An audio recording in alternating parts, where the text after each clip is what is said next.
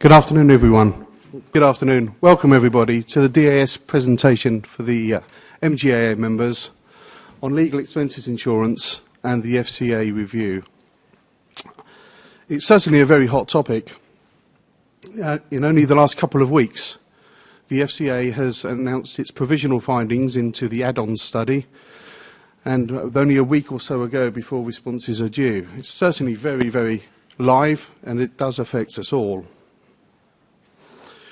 We joined the MGAA about a year ago as an insurer member, and we feel that this was an ideal opportunity to share with you our expertise, our experience, and especially my colleague Paul's insight into what the FCA are doing at the moment and how we need to prepare for the future. My name's Andy Tompkins. I'm the Business Development Manager for the London market, and I'll be introducing Paul very shortly. The agenda for today, I should have clicked where we go on, here we go, is after this brief introduction, we will give you an overview of what DAS do and how we do it, before quickly moving on to the core theme of today and the regulator.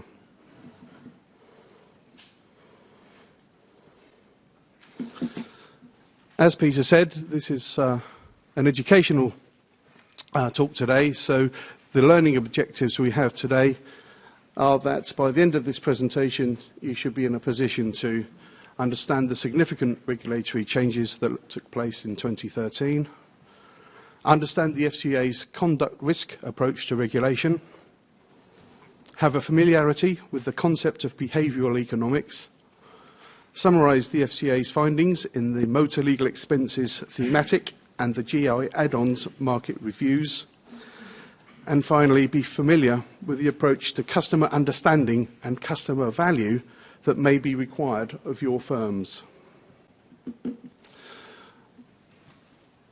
By way of brief introduction, DAS UK are part of DAS International.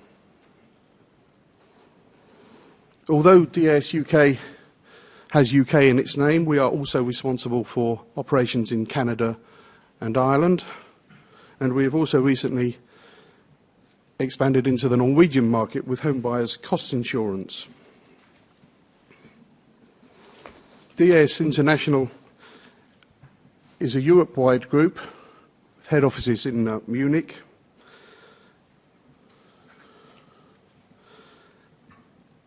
(100 offices over 16 countries, and is ultimately part of the Ergo Group.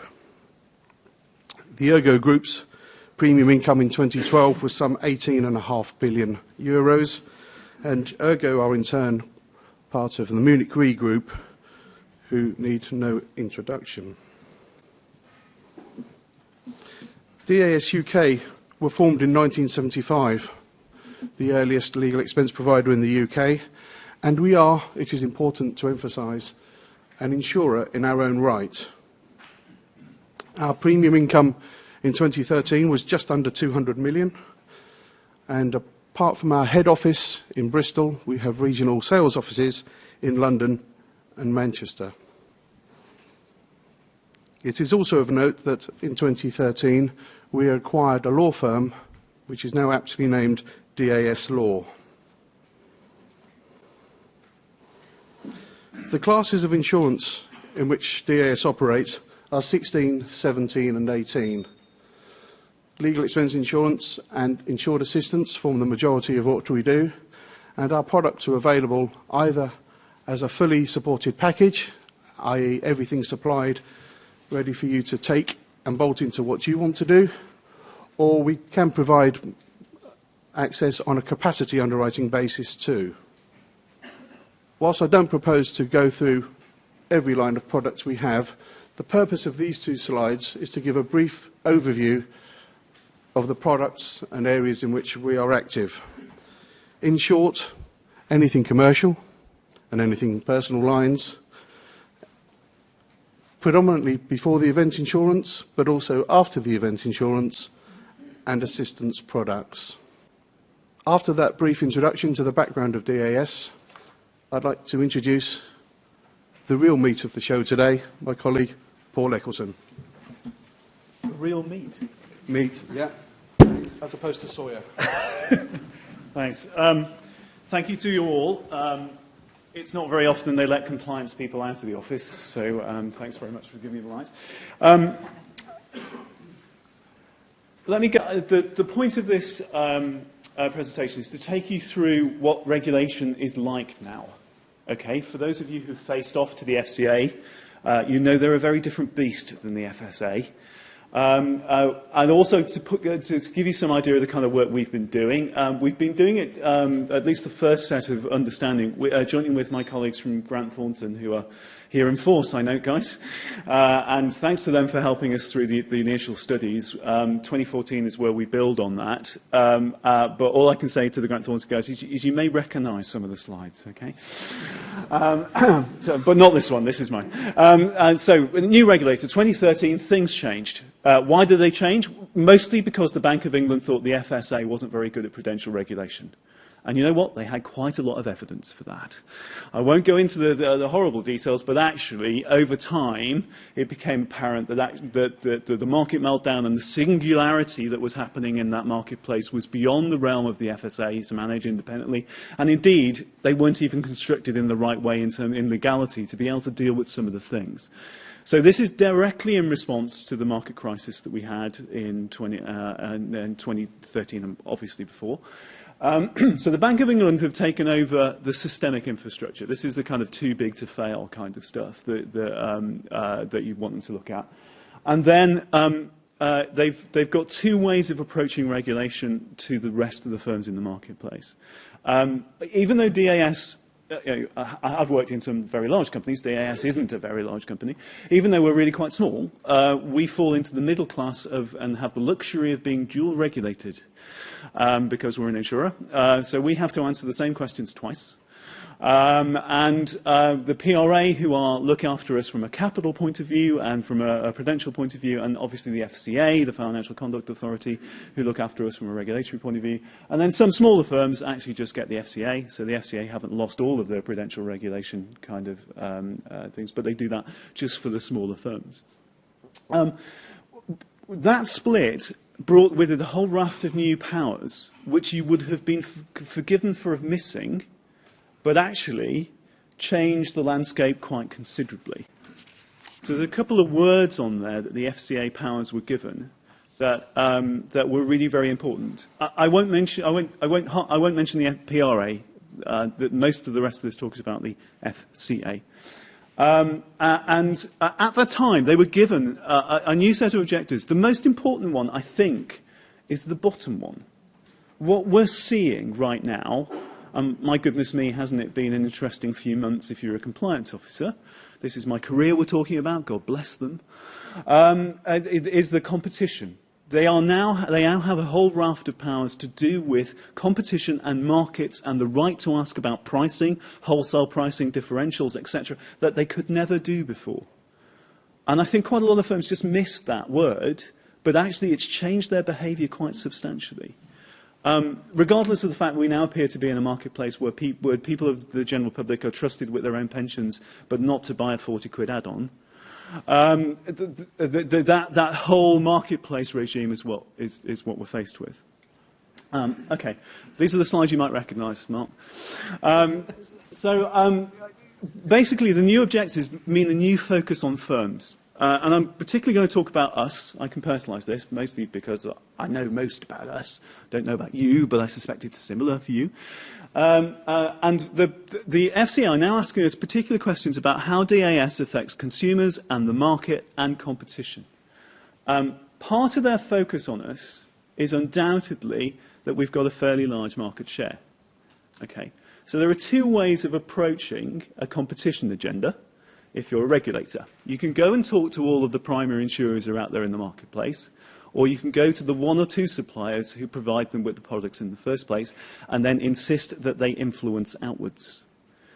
So change number one for providers like us and providers in our marketplace is that there's now an expectation from the FCA that I will work with our partners to influence their compliance too, okay? Which is part of the reason why I'm out. The old Paul would have quite happily sat in an office and not been introduced to anybody. The new Paul has to have newly acquired social skills and a tie And we have to get out of them. But more seriously, that is the emphasis that is going on here. We are seen as a significant influencer in a marketplace that touches consumers. Okay? So change number one is actually they're beginning to use the levers in their new powers to make sure some kind of systemic change goes. And they'll come and see big players like us in the marketplace because of that. And I suspect you're getting the same kind of contact. It's important also to know that there are three things that they can do to you. One is supervision. Okay. Remarkably, this last year has been incredibly busy for DAS. Lots of regulatory contact. We're a C3 firm. That means that C3 firms only get seen once every 4 years. You can be forgiven for not noticing that in the last year, I have to say. It's been an extremely busy time for DAS. Lots of contact with the add-ons study, and lots of contact with the MLEI study, and lots of contact about asking us questions about what this new supervisory marketplace is like.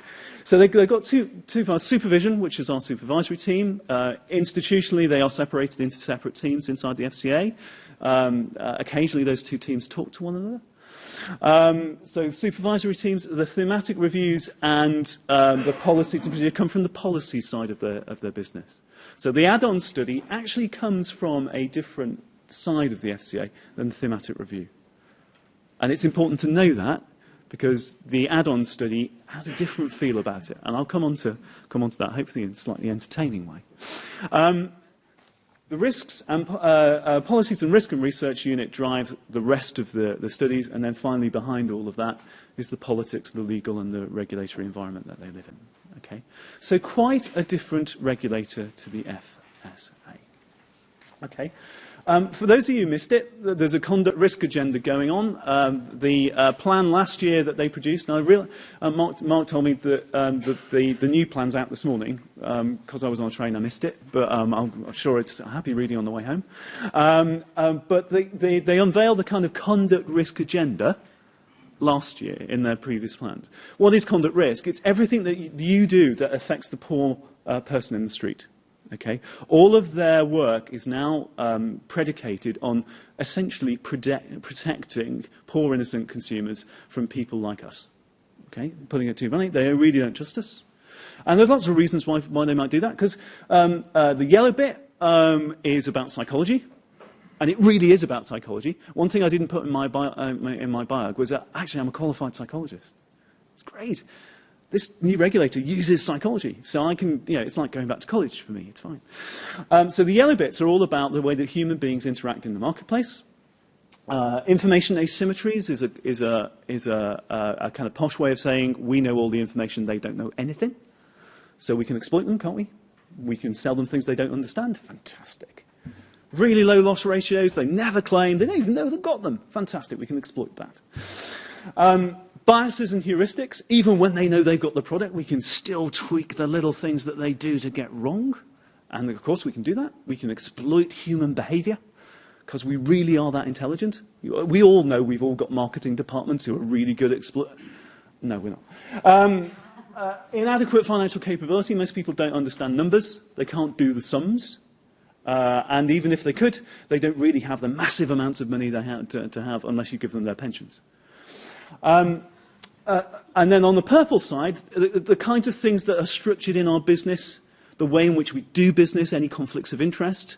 So, for example, they've asked us questions about being an ABS, alternative business solution.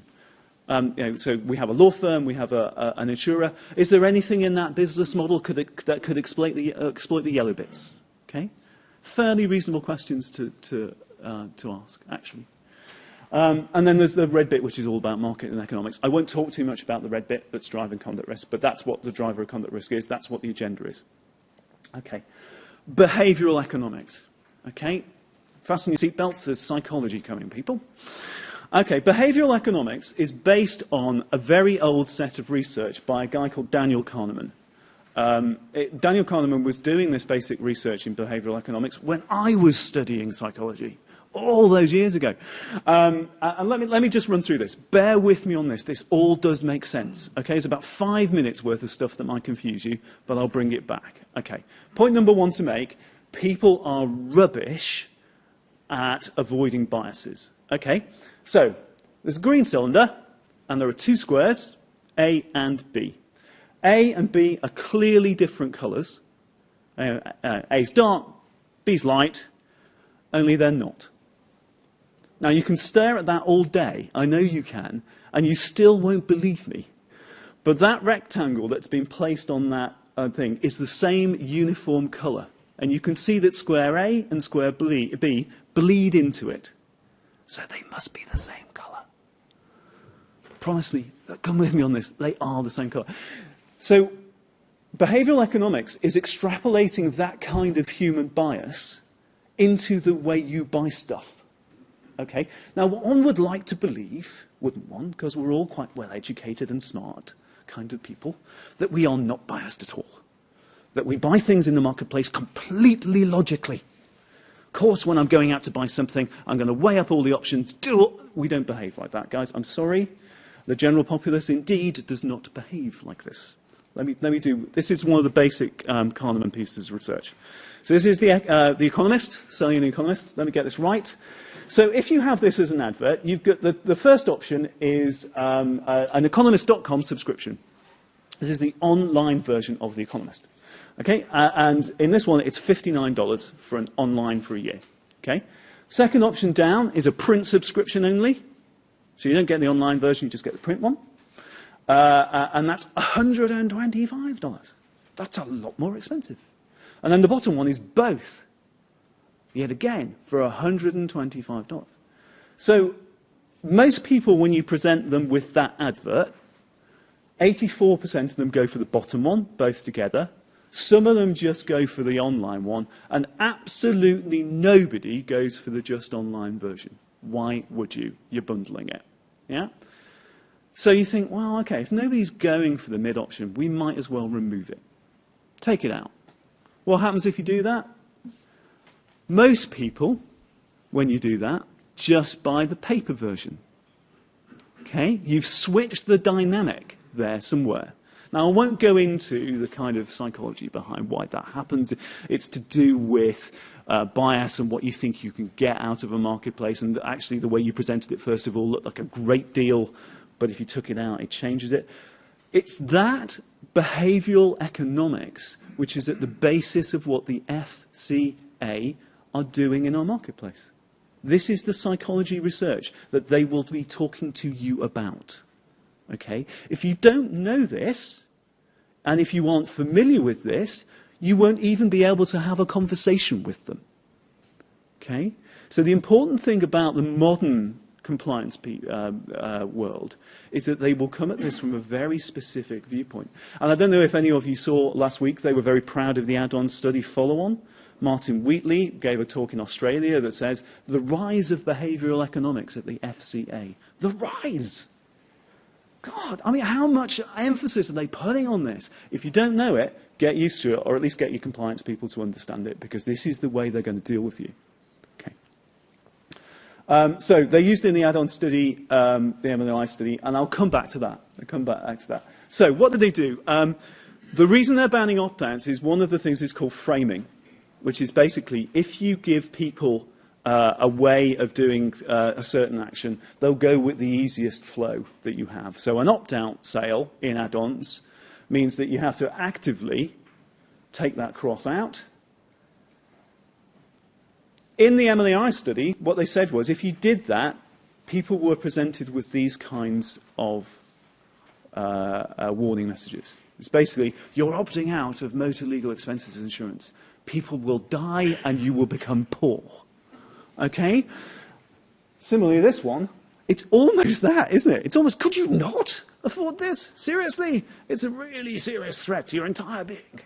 And the FCA, not unjustly, said these are the kinds of messages that are actually doing. What we're doing is we genuinely are trying to exploit some fear in people there.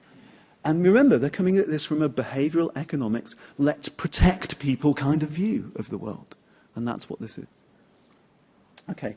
Bundling and difficulty of removal. Obviously, if you are trying to hide things, you're trying to put things into a bundle, you're trying to put things into a sequence. And let's face it, £4 a month, £5 a month, £6 a month ain't much difference a month, is it? I mean, that's not even a Starbucks.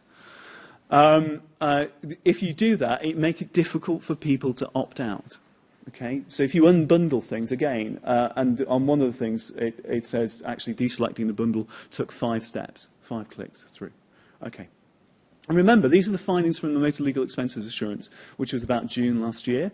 So they started this kind of research about 6 months before that. Okay, so it's been a theme now for about 18 months of the FCA. Okay. So, what does this mean in the next year? For consumers, you have to look at, you have to reevaluate the basis on which MLEI is provided. Unless you haven't got the message yet, guys, opt-outs are gone. Okay, don't do it that way unless you want them all over you. Okay. The explanation of product, especially in the claims process and the extent of the cover. We've done some research of our own in the company. One of the response, I'll come on to talk a little bit more about the kinds of research we're doing in DAS, but about how many people actually understand the product that they're dealing with, and how can we engage with them to ensure that they do understand it in enough detail to be able to actually just be able to recount it. One of the difficulties we have, and I'll come back to this, is that for most of us in this room, we are providers of really quite complicated products. We, in the general public's eyes, we do something legal. Okay? And it's only when they engage with us that firstly they get a helpline, they get a 24-hour-a-day helpline, we can help them think through things. They'll talk us through our case, we'll send them, go back around to understand their case. It may take us several months to gain some information about that case, and then at the point at which we go, you know what, you probably haven't got reasonable prospects, so we're not really going to cover you. After that process, they've understood their case a lot more than they did to begin with. And yet it ends up in what's called a declinature. We've declined that. But actually, in the process, they've got an awful lot of value out of that product. And you're all in the same case. But the FCA don't understand that. The current state of the marketplace and the conversations I've had with them, we have to talk it through. We have to convince and assure in this marketplace that that customers get value from our stuff in a ways that they don't yet have a full grasp of. And they're coming at this from a psychology point of view. You know, are we exploiting these people? We have to prove we don't do that. We have to prove with a great deal of weight that our products are really driving value through. And that's what I intend to do. Absolutely intend to do. That might be hard. How do you prove that? How do you prove you change people's thing? But we have to have a go. Because they're going to come at all of our firms with a pile of stuff this high, based on behavioural economics and a few weird experiments that they've done, and I'll tell you about those. And we have to have an equal pile. We have to engage in this. Otherwise, they won't feel comfortable at all about what you're doing. Okay? So, the MLEI, industry given 1 year to embed changes. Their current plan says they're going to come back in about June, latter part of this year. If you're an outlier, you've missed the boat. You should have changed already, really, to be perfectly honest. You should have changed what you've done, you should have engaged, and you should have done the basic research. Otherwise, you're not going to be able to have that conversation. So this is behavioural economics in the add-ons study. Okay? For those of you who are not aware, in the last few weeks they published their market review. Remember, it's a different group of people, but their market review on add-ons. You will all know that, one way or another. I know I've looked at the list. You've all been touched by this, particularly the gap providers. What they did was, they actually, for the first time, ran experiments with a bunch of psychologists and some members of the general populace. And they had a mock-up of a sales process. So they had, I think it was a laptop insurance and a travel insurance and a boiler insurance kind of purchasing sequence. And they found it, and then they varied the environment. They varied, in psychology terms, they varied all the parameters in that theory. One of the things they varied was at some point they gave people an open market price comparison option. Don't know about you. I've never seen many providers provide that, but that's what they did. And they discovered a few things. So these graphs are kind of the summary of what they did. So if you did it as a standalone, which is that top left-hand one, then obviously there's no add-on, it's a standalone. But the price that the people ended up paying when they went into the open marketplace was £72 in this experiment. Okay. If they varied a few other things, so they put the upfront add-on right up at the front of the insurance before you bought the other one, people ended up paying on average 89. Add-ons at point of sale, 102. Add-on at point of sale plus easy. Easy means you made it easy to shop around. Slightly at odds with what happens in the real world. In the real world, most primary insurers only choose one provider for their add-ons, but we're the FCA. Should we just forget that? Should we get the real world? Let's pretend that people do go to the open market. And if you do it as a standalone or as an add-on, you pay slightly more if it's an add-on. And then finally, if you make it slightly harder, so don't put the button right next door to the thing, but actually put the button about 3 pages down. Of course, surprise, surprise, people don't shop around quite as well. This is what they did. They did behavioural economics research and then extrapolated it to the entire market. And that's the step I don't understand. Okay? If you're a qualified psychologist, you know that qualified psychology only tells you about a very limited number of individual behaviours. It doesn't tell you much about an economic market. That's sociology. That's a completely different topic. Psychologists and sociologists never got on at university, and that's the reason why. But that's what's happening here, is the FCA doing this experiment. For those of you who tuned into the FCA website last week, they produced a leaflet with, really proud leaflet about this, with pictures of little pictures of people on it and whatever. They're really proud of this. They're really proud of this. Okay. FCA findings. Competition is not working, which leads to customer detriment. It can lead to 3 ways. Customers pay too much. You just saw the research that was based on.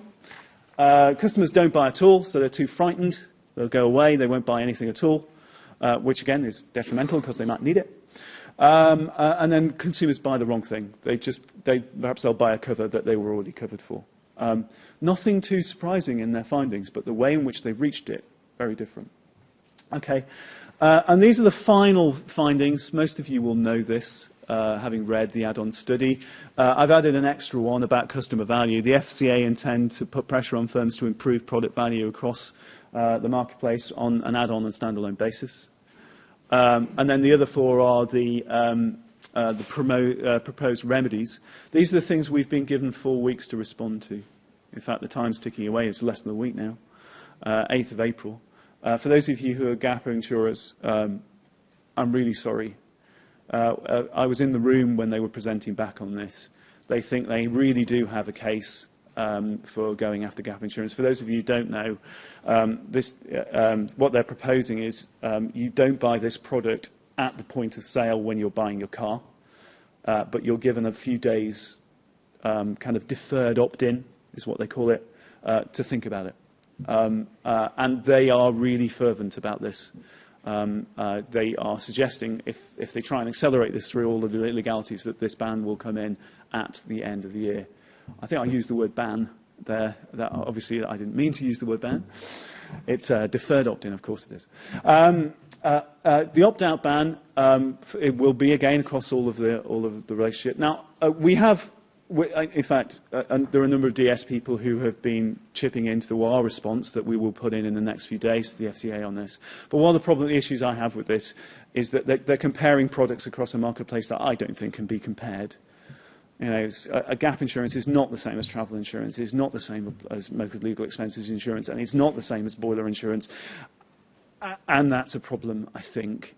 The other rather shocking thing they're proposing is that the claims ratios are declared, including at retail price. So they're looking at the broker world, they're looking at the primary insurer world, and the differential between wholesale and retail price. And then finally, they said a real way of improving add-on sales would be to have a price comparison kind of activity on add-on sales, neglecting rather that most add-on sales aren't done as a standalone. They're done as a deferred underwriting or whatever product. So let me try and summarise back. 3 options in sales. You can have mandatory, which is built into your cover. It's a possible advantage. The reason it's a possible advantage is because customers are protected from the rather scary decision of having to make a decision about this on their own. Will they spend the 40 quid with us or not? And that's a fearful choice for a thing. And so building it into the product could be advantageous, but you're still left with the onerous task of explaining what that product is. So bundling all that cover into a mandatory cover means you still have to explain it. Opt-out, they really don't like them. They really don't like them.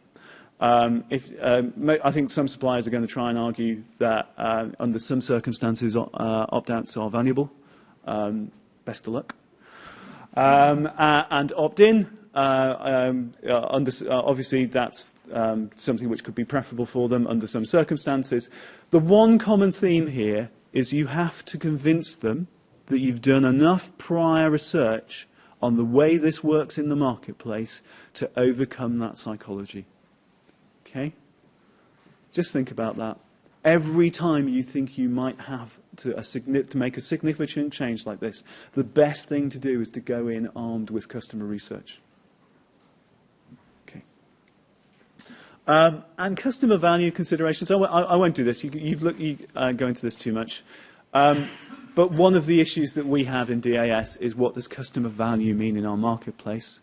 The FCA take quite a jaundiced view of what customer value is, and they take some rather crude indicants of customer value. Claims ratios being an indicant of customer value. Clearly, they're in the realm of high claims ratio good, low claims ratio bad. And what we can say is if we have built our claims ratios that doesn't take into account the costs of a helpline or a support line or any of the other things that we provide our customers so that they get real value from our product, then using that blunt instrument is slightly incorrect for us. That was underdoing it. We feel quite cross about it, actually. So those are the kinds of parameters you may wish to investigate in terms of your customer value. In DAS, what we're doing is we're building a set of MI around our products, which will tell us how those segments are lighting up for us so that we have some awareness, at least, of during this journey, the customer journey, where are we picking up this value.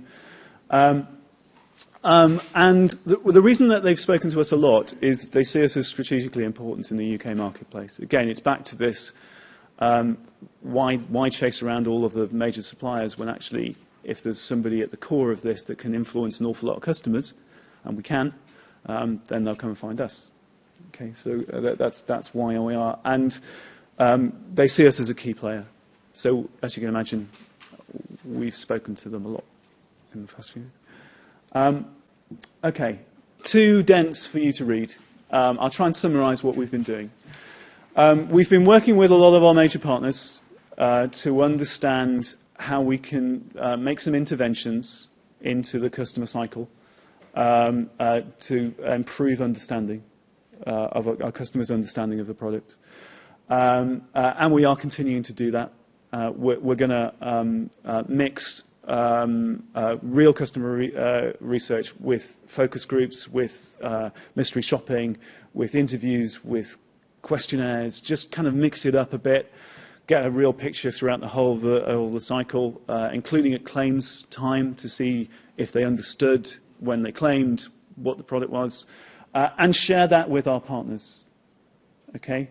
So we're building an MI pack and a set of supporting documentation from an FCA compliance and conduct risk agenda that we will share with our partners. Okay? What does your declinature rate mean? Get underneath that so that if you're a partner of ours, if the FCA come and find you, you can say, well, look, throughout the whole of the life cycle, we have this kind of pack. So that's something we're doing. Also, we are looking at our internal processes as well and having a set of MI and some risk appetites about what's a high declension rate, what's a high claims rate, so that actually we become much more aware of issues as they're arising, and we may well go back to our partners if we need to and say, look, we appear to have something going on at the point of sale because we're picking up at our point some declensions or some problems with customers coming through, and basically having much more interaction across that whole thing, which is what the FCA are expecting. They're expecting firms to be much more interactive with one another than we have traditionally been. Obviously we continue to talk to them, so that's fine. In terms of your own professional development, what have we done? We've looked at the Bank of England and the PRA, what happened was a year ago. We looked at our own conduct risk agenda, what that meant. Hopefully, probably for the first time, looked at behavioural economics and the psychology behind it. If all you remember is that green cylinder, then that's probably about as good. Look at what the MLEI and the MLEI and the MGAA add-ons said about us and what we're trying to do about customer understanding. So finally, the transition from FSA to FCA and the new powers and the new approach were all focused on us in this room. Well done, guys. It's been a really interesting year, hasn't it?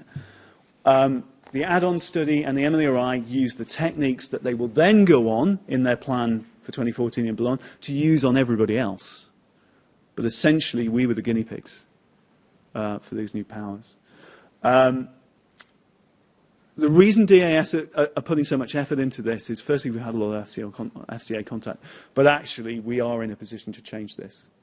We are in a position to respond, and we're spending a lot of time in 2014 putting the foundations together for what all this means. And the conversation is ongoing between us and the regulator.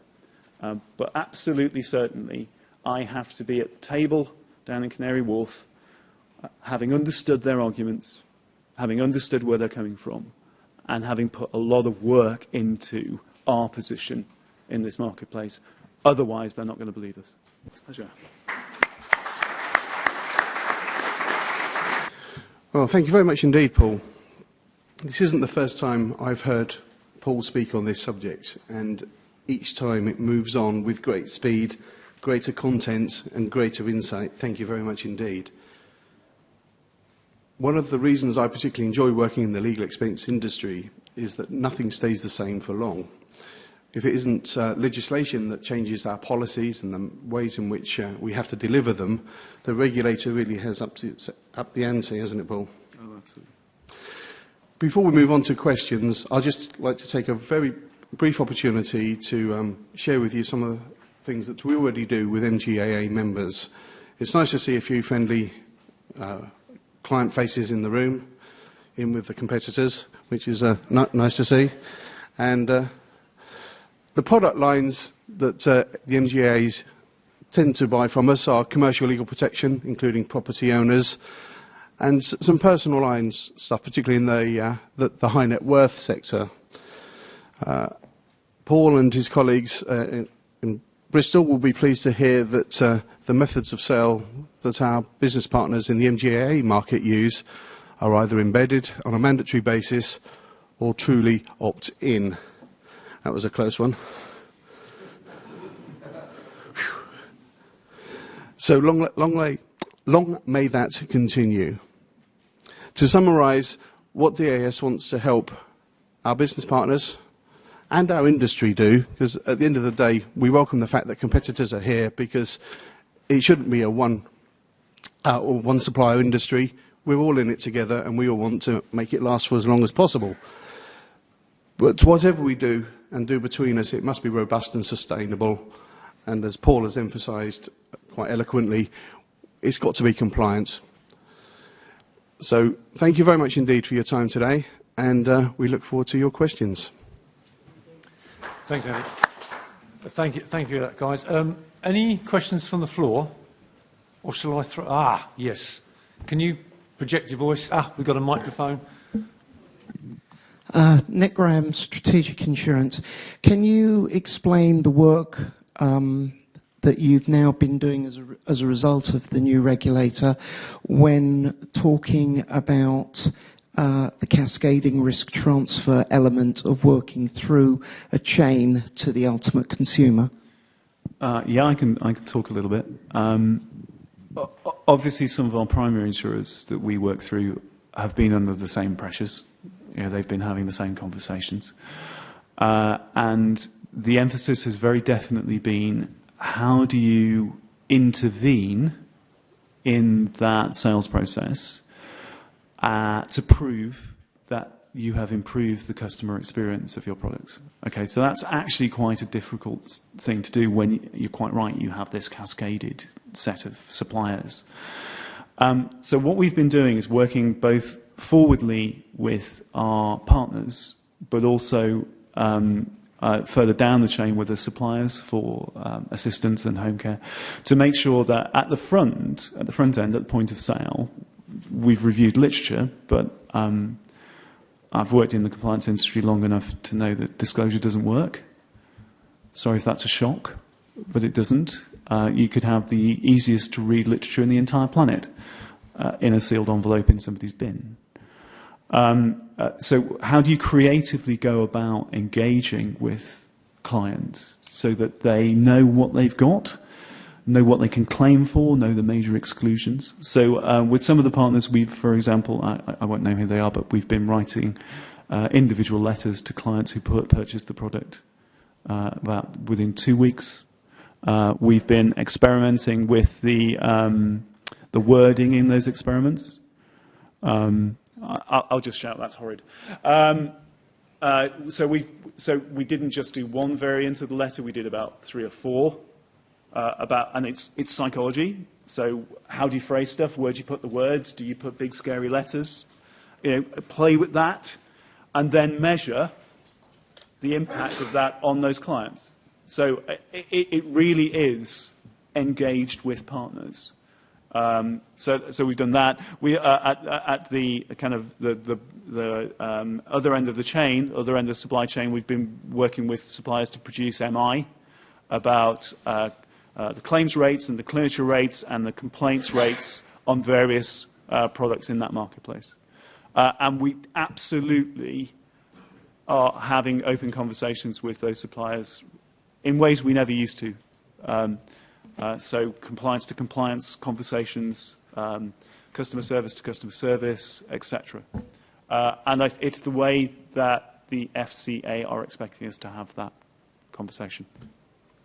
Just picking up on that question, if I may, Paul, you mentioned during your presentation about the costs, and of course it's now an opt-in opposed to an opt-out. Yeah. Have you actually tried to model what the consequences of that is going to be with regard to the retail market, of any price increases of it, and maybe the claims effect that it can have if it's opt-in? Yeah, we have.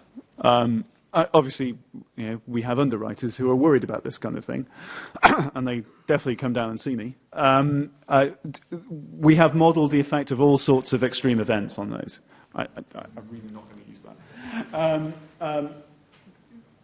So we've modelled various ways in which that would happen, from the extreme, which is actually a very large price hike. From our perspective, we want people to use our products, and we don't ostensibly have a problem with that. But it has an underwriting impact, and we have modelled that. And we know under certain circumstances where that price cut-off point leads. And it's not ostensibly wrong, but it is a conversation we need to have with the regulator, and we do, so we can make it very clear to them that actually some of the interventions you're having will have unexpected consequences. And one of those might be, for a consumer, if you think the price is going to go down because of some of this behaviour, it might actually have the opposite effect, is that the retail price will go up, but actually the value will have to be communicated a lot further. So, of course we do. We're underwriters. I mean, we don't want to, some of this stuff could send us out of business. You know it could. So we have to balance all of that and still make a business out of what we do. You know, as a compliance officer, I never forget whose name it is on my payslip. So if this company can't make money and at the same time treat customers well, and they're not inconsistent, but the FCA behave sometimes as though they are, then I've got my job wrong. My job is to make sure that all of this gets balanced with the true economics of a marketplace. Okay, fine, thank you. Any more questions from the floor? Yes. Mark Wilson from Avenue Protection, one of the many competitors in the room. I'd just be interested to hear your take on a lot of what you talked about. Obviously, applies very, very closely to the personal lines market. Do you think, whilst rules are rules, pressure from the regulator on these sorts of things are going to go exactly the same way into the commercial arena as well? Yeah, most of the sort of soft. I know. Yeah. It's a harder one for me to guess that. The conversations I've definitely had is that they see small to medium-sized enterprises as vulnerable as anybody else in this. So bigger commercials, I've not really had that conversation. However, the read over, I think, in their heads is there, which is somewhat scary, I know. But then that, you know, the use of behavioural economics, the analogy breaks down even more when you do that, because behavioural economics is an individual personal psychology set of research. And I'm sure the psychology profession would have real problems with trying to extrapolate that to a corporate body somewhere. That the corporates don't behave that way. They do things differently through procurement departments, etc. Any more? James Garrett with GB Underwriting.